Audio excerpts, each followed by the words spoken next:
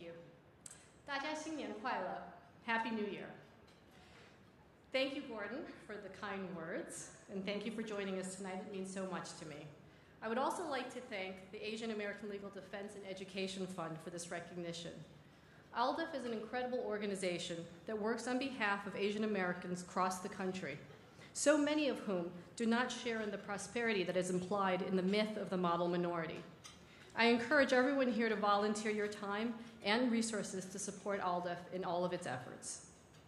I am extremely honored to receive this award and to do so in the company of two truly great individuals, Congressman John Lewis and Jose Antonio Vargas.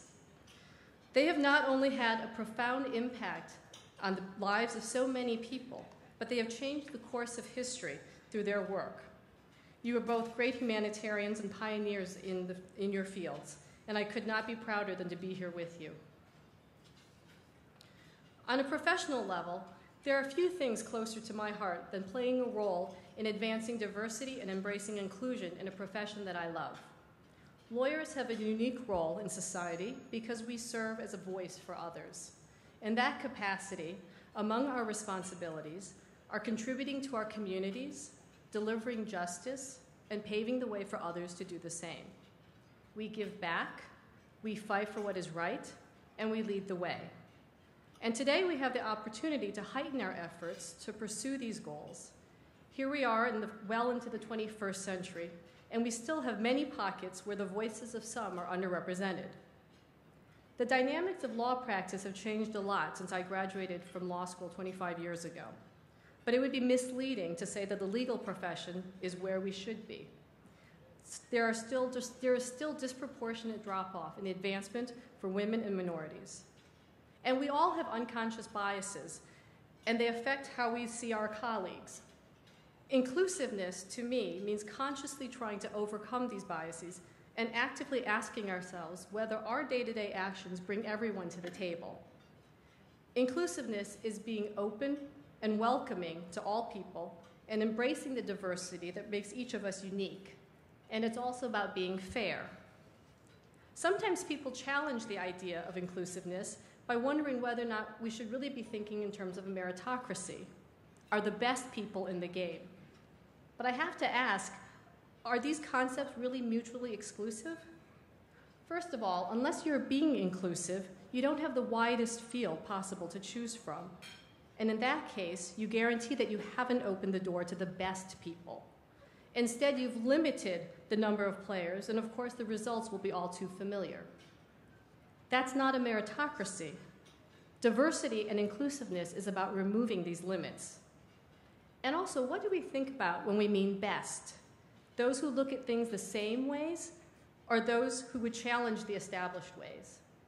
We all talk about wanting people who can think outside the box, but are we talking about coloring slightly outside the box? Or are we talking about people who have the perspective to invent a new box? Shouldn't we open our minds to think more broadly and to seek the differences that drive new solutions through diversity of thought and perspective? If we're all the same, we lack critical agility and creativity. And in fact, empirical data show that success is driven by diversity. A recent article in the Wall Street Journal cited Carnegie Mellon and MIT studies that showed that teams, including both men and women, make more effective decisions. And other studies from the University of Illinois, McKinsey, and UT Dallas show that racially diverse sales and executive teams have competitive advantages over non-inclusive teams, achieving higher sales and higher return on equity. At Choice Hotels, we strive to build diversity and inclusiveness into every aspect of our business, and we believe that our decisions and results are better for doing that. As I was coming up through the ranks as a young lawyer, there were many people who gave generously to me as mentors, advisors, and friends, and they passed on to me the passion of giving. I can think of few more gratifying moments in my career than those in which I have served as a mentor or guide for others, when I could contribute and recognize their successes and where they broadened my own thinking and learning.